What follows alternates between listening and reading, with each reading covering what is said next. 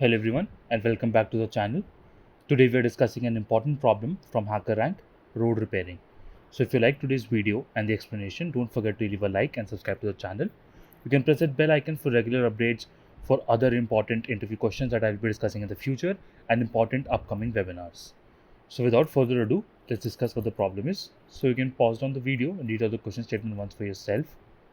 I hope that you've read the question statement. Now let's understand what the question is asking. So what the question says is that we are given some n cities, right? And these cities are connected by roads, and some of these roads have been damaged. Now our task is to repair the minimum number of roads such that all these cities are connected with each other. So let's take an example.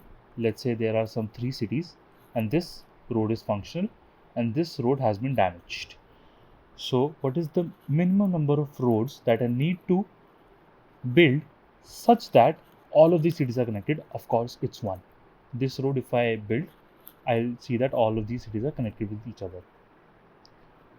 There's another important thing given in the question, that it is not necessary that upon repairing all the damaged roads, all of our cities will be connected with each other.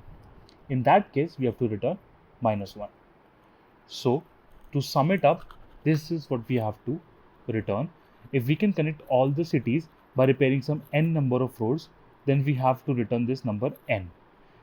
Otherwise, if we cannot connect all the cities, even after repairing all the damaged roads, we have to return -1. So this is what the question is. Now let's start understanding the approach to it. So the approach to it is quite simple. What we are going to do is we're going to build a graph first. We build a graph with what? We have to build a graph with all the functional roads. Once we do this, we will realize that there are some x components in my graph with only functional roads, right? Which are functional roads that are not damaged, they'll be given to us as a vector of vector, a 2D vector. All right. Once we've built this graph, we got x components. After that, we'll connect all the damaged roads as well, right? And again, we'll repeat the same procedure. Let's say this time we get y components, right? Now for y, there can be two conditions. Number one, y is equal to 1 and y is greater than 1. All right. If it is equal to 1, I will return x minus 1. If it is greater than 1, I will return -1. Why? If it has more than one component after connecting all the damaged roads, that means I was unable to connect all the cities together. Whereas if it was exactly equal to 1, that means I was able to connect all the cities together, and I need to build minimum number of roads that will connect all the cities. Now what will be the minimum number of cities? That will be x minus 1. Why? Let's understand this. So let's say there are 4 cities here, right? And they are connected like this. So you can see that this is a cycle formation. So how many roads are minimum to connect all the cities? Can I say that I can remove this particular road and still all cities are connected? But if I remove any further road here, these cities will not remain connected. Let's say if I remove this road, see, all the cities are not connected with each other, right? Let's draw it back. So let's count it here. How many nodes? 1, 2, 3, and 4. How many roads? 1, 2, 3. So to connect n components or n nodes, considering that here each node was a single component, we need n minus 1 roads or edges. Sorry, edges. Alright. So using this, I can say that if there were x connected components in the original after connecting only functional roads, I need to build x minus 1 more roads, that is repair x minus 1 damaged roads to connect all the cities together. I hope that this part is clear to you. Let's look at the code part to it. This thing will be more clear to you when I explain the code. So let us start coding. So first of all, we are given a functional vector. So what is the definition of a functional vector? Let me explain that also.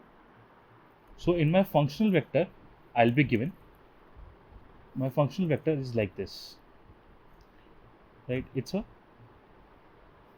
n cross 2 kind of a matrix. So what does this represent? That this, whatever number is given here and whatever number is given here, have a root between them, right? This is similarly for the other vector also, which is damaged. It has a similar structure. So first of all, we are concerned with the functional vector. So let's use it. So first of all, what I need is a graph. So let's take a map of int, comma list of int, and let's name it m. You can name it anything if you want. You can name it graph or whatever is suitable for you. I'm naming it m to save time right now. And now let's make a graph out of it. For int I equal to 0, I less than what? Functional dot size. This is beware that we have to only connect those many rows which are present in the functional vector and not n. Right? Do not get confused here. All right. So functional dot size and plus plus I. Right. And at each step, what do I have to do? I have to take m of functional of 0, comma I dot push back functional of I comma 1. I'm sorry, it should be I comma 0 here as well. I have made this mistake. I comma 0. So what does this mean? It means that in the ith row, this is I comma 0, this is I comma 1. I have made a connection from this to this. And in the next step, I have, because it is bidirectional given to us, I will make this connection also. So let's make this connection. So I'll just copy this, and here instead of 0, now I will write 1, and instead of 1 here I will write 0. So what kind of a graph am I forming here? Let's look at that as well. So if this is an index of map, if this is m of I, this points to a list which contains the node which is directly connected to this I, right? So suppose if it has m of 0 has a list which contains 1, 2 and 3, that means that 1 is connected to 0, 2 is connected to 0 and 3 is also connected to 0, like this, and these are bidirectional rows. So if m of 0 has 1 in it, then m of 1 will also have 0 in it. So that's what I have done in this step. Right, now let's move on to the next step. In the next step, what I'm going to do is I'm going to take a visited vector. So let's take a vector of int, let's name it visited, and I will take its initial size as n plus 1. It's here given t plus 1, the total number of cities, and I will take it as false. Why? Because initially none of my cities are visited. I will visit them in my next step, right? And I will also take int components. So what will this component store? As in my explanation part, I mentioned x. So this components will store how many number of components are formed by just connecting the functional rows. Now let's traverse over all the cities. For int I equal to 1, I less than equal to t plus plus I. Now it was given in the question that my cities are from 1 to n and not 0 to n minus 1. So we are given cities from 1 to n and not 0 to n minus 1. That's why I'm taking my loop from 1 to n. All right. Now in this, what we have to do, if my current city is not visited, if not visited of I, then I will first of all increment my number of components, that now I'm going to traverse in a new component. And what else? This city should be present in the map. If m dot find of I is not equal to m dot n, then what will I do? I will call my function dfs with m, I and visit it. Now let's understand what I have done here right now. So what this step is doing is quite simple. See, it's not necessary that all the roads are functional. That is, see, let's take this sort of an example, and this single node, let's call it a singleton, right? This single node here has no road connected to it. That means its map entry does not exist, but it is also a component. So for this node, I will definitely increase my component, but I will not perform its DFS. As you can see, there's nothing to perform DFS here, right? There's no node connected to it, and hence DFS cannot be performed over this single node, right? So now, before moving ahead, let us write down this DFS function. So I'm going to define void DFS, and first of all, let me just copy this from here. All right. So I have passed my map, and I will pass the current node, the node that I'm starting from. Let's name it as source int src, and then finally my visited vector int and visited. As you can see, I am passing them by reference because I want their values to actually change. All right. Now, once that I am traversing this node, that is, now I have visited this node, so I will mark it as true. Now, what do I have to do for auto I in M of src? So, what does this mean? I have to traverse in the list of M of src. So, let's understand it. So, what this auto function is doing, suppose this is M of src, it has some connected list to it, so it will one by one traverse each of these. All right, this is what this for loop is doing, and inside the for loop, what I'm going to do, that if my visited of I is equal to false, that means that I haven't visited this node yet, so I will visit it. Now, how will I visit it? Again, calling this function with M, with I, and visit it. Right. So now my source node will change to this current node. So that is what I have done here, and that is the end of my DFS function. Now, after I've done this, what will I have? I will have the total number of components stored into this variable components. All right.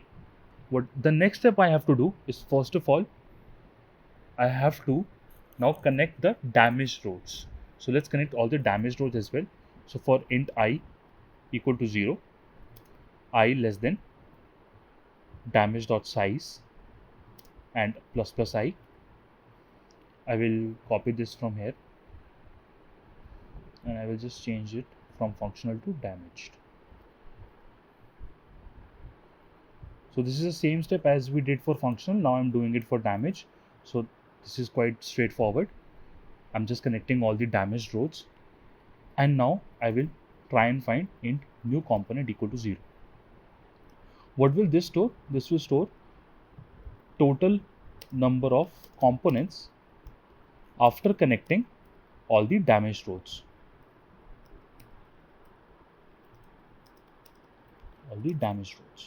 So as I discussed here, that this can have two cases, which was either equal to 1 or greater than 1.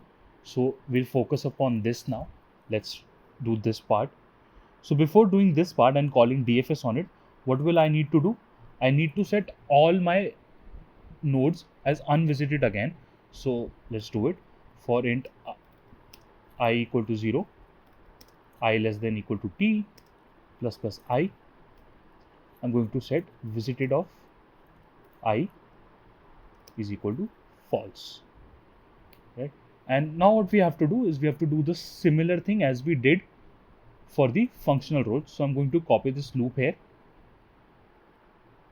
I'm going to paste it here. And now the changes I have to make are not very difficult. There's only one change, that instead of components, I will now increment my new component. All right. So now new component, I will check that if new component is greater than 1, what will I return? I will return -1. That means that all the cities cannot be connected in any case. So that means this is not possible. So I return -1. Else return components -1. Why I have returned components -1? As discussed here, that after finding n components, to connect them, I need to make n-1 roads, and before connecting all the damaged roads, The total number of components were components, the variable components. So to connect all of them, the minimum number of rows that I need is components minus 1, and hence that is what I have returned. So that is the entire code for it. Now let's just try and submit it. So yes, you can see that we have solved this challenge successfully. So if you like today's video, don't forget to leave a like and subscribe to the channel. And the next problem that you should try after this is mentioned in the description below, which is roads and libraries. Definitely watch the explanation to it, where I've discussed in depth about DFS, about finding the number of components, about finding the size of components. Make sure you check that out and try and solve that problem as well. And thank you for joining in. Don't forget to leave a like and subscribe to the channel and press that bell icon. Until next time, thank you and keep coding.